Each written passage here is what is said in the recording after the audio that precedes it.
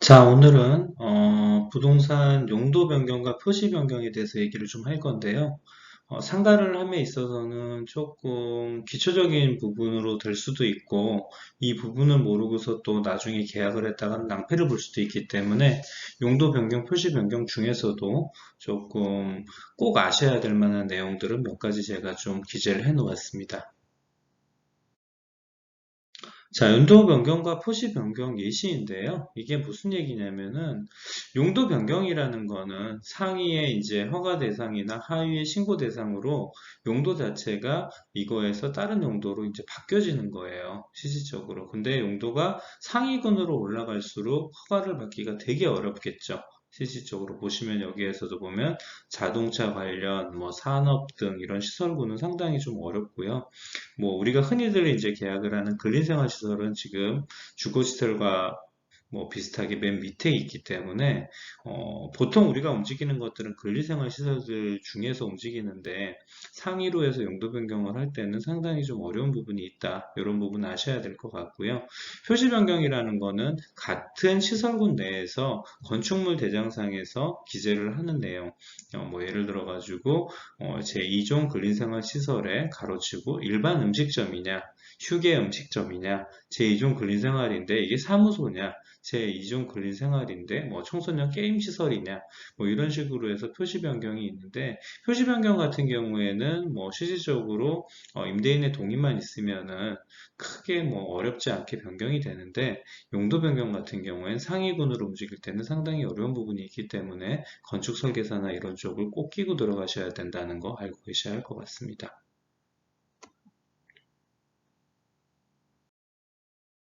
자, 지금 예시로 지금 처음에 볼 거를 말씀을 드리는 거고요. 용도 자체가 나와 있는 게 아시다시피 건축물 대장이라고 제가 말씀을 드렸잖아요. 지금 보시면은 집합 건축물 대장 전유부 갑구에 보시면 용도가 제2종 근린생활시설 우리가 가장 많이 보게 되는 거죠. 일반 음식점으로 되어 있습니다. 실질적으로 자, 여기에 보시면은 건축물 대장을 보시면 이런 용도가 나와 있다라는 거 정확하게 아셔야 되고요. 자, 두 번째 장을 보니까, 예전에 이게 판매시설에서 제2종 근린생활 일반 음식점으로 변경이 되었네요. 상위에서나 하위로 이동했으니 신고 대상이었습니다. 실질적으로.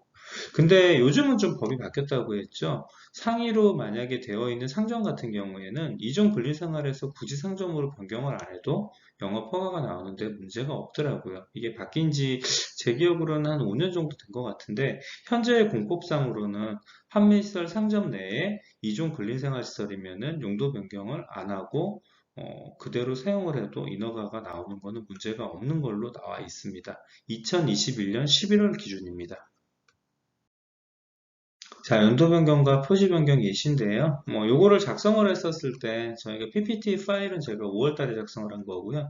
지금 동영상 녹화를 하는 거는 지금 11월 기준인데, 뭐, 그 사이에 변경된 거는 없습니다. 요게 가장 많이 사용되는 팁이니까, 요 정도는 알고 계시면 상가 사무실을 하실 때 상당히 좀 도움이 되실 것 같고요.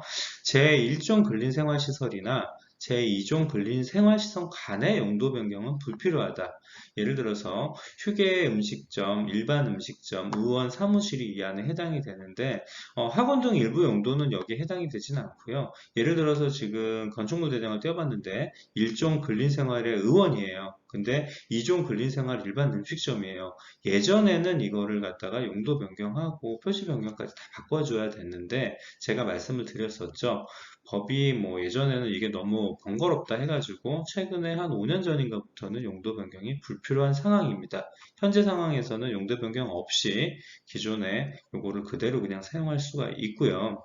또 한 가지가 제1종 근린생활시설이나 제2종 근린생활시설의 뒤쪽에 기재가 되는 표시 변경도 불필요합니다. 변경을 안 해도 된다는 얘기죠. 예전에 뭐 예를 들어서 2종 근린생활시설 청소년 게임장이었어요. 쉽게 얘기해서 뭐 오락실이나 내지는 뭐 그런 거였는데 2종 근린생활시설 일반 음식점으로 했었을 때 표시 변경을 하기 위해서는 주인 동의 필요해가지고 그걸 변경을 해줬거든요.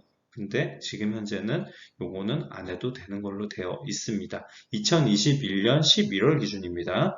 자, 근린생활시설의 상위인 판매시설이 상점, 실질적으로 1종 근린생활이나 2종 근린생활시설로 사용 중일 때에도 용도 변경이 불필요하다. 예를 들어서 판매시설 상점이 지금 상위이기 때문에 실질적으로 휴게 음식점이나 일반 음식점으로 사용을 할 때 예전에는 이거를 했었어요. 한 5년 전. 그때는.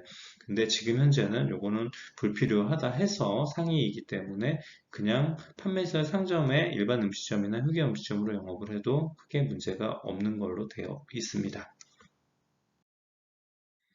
자, 이것도 많이 쓰는 것 중에 하나이기 때문에 제가 좀 기재를 해놨고요. 저희가 흔히 얘기하는 학원이라는 게 있고, 가르치는 것 중에 똑같이 생겼는데 교습소라는 게 있고, 도대체 차이가 뭘까요? 실질적으로. 그래서 그 기준 자체, 저희가 이제 음식점만큼이나 학원이나 교습소는 또 계약을 많이 할 수도 있고 접하게 되는 이제 물건이다 보니까, 학원은 지금 설립사에 학력 제한이 없고요. 교습소 같은 경우에는 강사 기준에 준하는지 전문 대졸 내지는 뭐 학력에 대한 제약이 좀 있네요. 그 다음에 학원은 지역의 종류에 따라서 강의실 면적이 제한이 돼요. 그러니까 뭐 예를 들어서 몇 제곱미터 이상이 돼야지만 실질적으로 학원 인허가가 날 수 있는데 교습소 같은 경우에는 면적에 제한이 없어요. 단 한 개의 강의실만 인정이 돼요. 왜 그런지는 또 후에 나오거든요.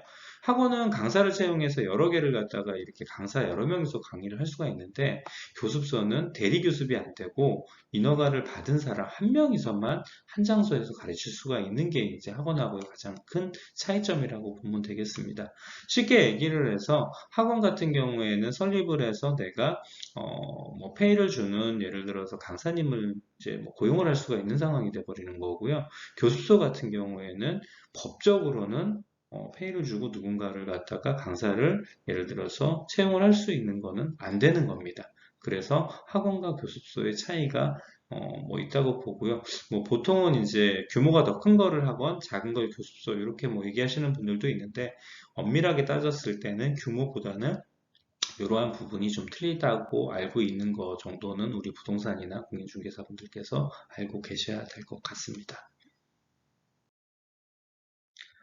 또 한 가지로 학원만큼이나 많이 접하게 되는 게 이제 운동시설인데요. 운동시설이라고 하면 우리가 뭐 흔히 얘기하는 피트니스 클럽, 뭐 예를 들어서 요즘 뭐 PT샵, 필라테스, 뭐 당구장도 여기에 들어가고요.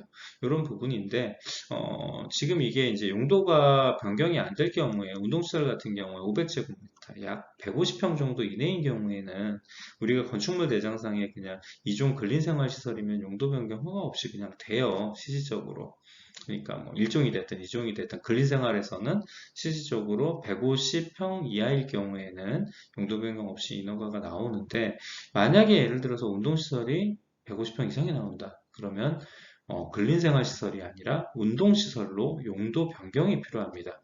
근데 문제는 뭐냐면은 운동시설로 용도 변경을 만약에 할 경우에는 장애인 시설도 보충을 해야 되고요. 주차 대수도 거기에 대해서 확보가 돼야 되고 주민 동의도 받아야 되고 그러니까 현실적으로 건물을 준공후에는 안 되는 건 아닌데 변경이 상당히 어려운 부분이 많기 때문에 현실적으로 거의 불가능하다고 보시면 될 것 같아요. 그래서 사이즈가 작은 운동시설 같은 경우에는 용도 변경 없이 가는 거니까 크게 문제가 안 되는데 예를 들어서 뭐 150평 이상 정도의 운동시설을 찾는다. 그러면은 실질적으로 거는 운동시설로 되어 있는 데가 아니면 인허가 자체가 안 나오니까 좀 주의를 하셔야 된다는 거 중개하실 때 꼭 아셔야 됩니다.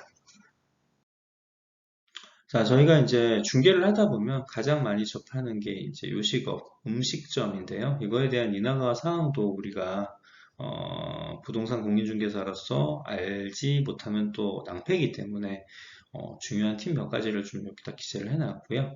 일반 음식점, 우리가 일반 식당이라고 보통 얘기하는 거죠. 근데 휴게 음식점이라고 하는 경우도 있어요. 근데 휴게 음식점 같은 경우에는 가장 큰 차이가 술을 이제 파느냐 안 파느냐, 주류 취급이 되느냐 안 되느냐의 차이인데 보통 커피숍 같은 경우에는 휴게 음식점으로 내는 경우도 많이 있어요. 일반 음식점으로 커피숍을 내는 경우도 있지만 왜냐면은 이게 조금 소득세율에서 차이가 있다고 하더라고요. 일반 음식점하고 후기 음식점에서. 그래서 굳이 커피숍을 갖다가 일반 음식점으로 내는 건 전혀 문제가 안 되는데 굳이 흑의 음식점으로 또 인허가를 받으시는 분들도 계십니다. 근데 가장 큰 차이는 주류를 취급할 수 있느냐 없느냐에 따라 흑의 음식점과 일반 음식점의 차이가 있다는 거 아셨으면 좋겠고요. 요식업 등을 시작할 때 사업자 등록, 이거는 세무서에서 발급을 해요. 사업자 등록 같은 경우에. 근데 사업자 등록하고 동일하게 또 뭔가지 하나를 서류를 받아야 되는데 이게 없으면 허가를 받지 못해갖고 영업을 할 수가 없거든요. 그래서 영업허가증을 받아야 돼요. 이거는 구청에서 발급을 받아요. 그러니까 요식업이라는 거는 우리가 예를 들어서 아까 일반 음식점, 휘게 음식점, 음식을 만들어서 파는 우리가 이제 식당이라든가 커피숍을 할때 사업자 등록증과 영업 허가증을 갖다가 동시에 받아야지만 우리가 실질적으로 영업을 할 수가 있는데 사업자 등록은 세무서, 영업 허가증은 구청에서 발급을 받아야 됩니다. 하지만 구청에서 발급을 받을 때는 위생교육증, 뭐 필증도 필요하고요. 보건증도 필요하고 소방하고 가스에 대한 시설 필증 등이 필요하기 때문에 실질적으로 이걸 갖다 준비가 안 된 상태에서 영업 허가증을 받으러 가면 100% 빠꾸로 맞기 때문에 준비를 미리 하셔야 됩니다. 그래서 요식업 명의 이전 시 사업자 등록은 폐업을 하고 신규를 내는 거는 뭐 임대차 계약서만 있으면 가능해요. 그래서 크게 문제가 안 되는데 영업 허가증은 위에 저런 절차들이 복잡하기 때문에 상호 승계를 받으면 편리하기는 하죠. 근데 신규로 받으면 노력과 이제 시간이 좀 필요하기는 한데 안 되는 건 아닌데 조금 더 번거로울 뿐이고 문제는 뭐냐면은 이걸 권리금을 주고 영업을 갖다 승계를 할 경우에는 당연히 영업 허가증을 기존에 이제 있던 임차인이 신규 임차인한테 넘겨주는 게 뭐 당연한 건데 예를 들어서 장사가 안 돼서 권리금을 못 받거나 아니면 폐업을 하고 나갈 경우에는 이게 승계가 안 되기 때문에 신규로 받아야 되니까 위 부분을 갖다가 상당히 인지를 하고 있어야 됩니다. 그리고 마지막으로 저희가 주인분들이나 내지는 이런 사람들이 이제 요즘 뭐 장사가 안 돼갖고 폐업을 하는 경우가 있을 수 있거든요. 근데 보통 세무서 가서 사업자 등록은 폐업을 해요. 근데 모르고 사업자 등록을 폐업했으니까 동시에 영업허가증은 폐업이 된다라고 알고 계신데 동시에 폐업을 하셔야지 사업자 등록을 폐업을 했다고 해서 영업허가증이 폐업이 되지는 않습니다. 그래서 사업자 등록은 세무서에서 폐업이 되었는지 확인을 할 수가 있고요. 영업허가증은 구청에서 폐업이 되었는지 확인을 해야 되는데 만약에 예를 들어서 영업허가증이 폐업이 안 돼 있는 상태에서는 나중에 신규 임차인이 사업자 등록하고 영업허가증을 받으려고 하면은 영업허가증이 하나 나와 있기 때문에 추가로 더 영업허가증이 나올 수가 없어요. 그러니까 실질적으로 저기 음식점이나 요식업 폐업 시에 우리가 조언을 드릴 때 사업자 등록과 영업 허가증을 동시에 폐업하는 거를 꼭 확인을 해야지 잊고 있다가 나중에 임차인 연락도 안 되는데 기존에 있던 임차인 뭐 해외에 나갔는데 이거 폐업을 할 경우에 아주 낭패를 볼 수도 있으니 꼭 두 가지를 같이 확인을 해야 된다는 걸 잊지 않으셔야 됩니다. 자, 이상 오늘은 뭐 우리가 용도하고 표시 변경, 그 다음에 영업 허가, 그 다음에 기타 학원이라든가 몇 가지 근생 물건에 대해서 많이 쓰는 거에 대해서 공부 좀 해봤고요. 이 부분에 대해서는 상가를 뭐 중개를 하시는 분 입장에서는 꼭 아셔야지 될 것 같고요. 계속 나오는 부분이니까 이 부분은 인지를 꼭 하고 계셔야 되고 이게 잘못이 되면 사고로 이어질 수 있으니 구청이나 아니면 세무서나 모르는 부분은 꼭 알고 문의를 하신 다음에 진행을 하셔야지 될 것 같습니다.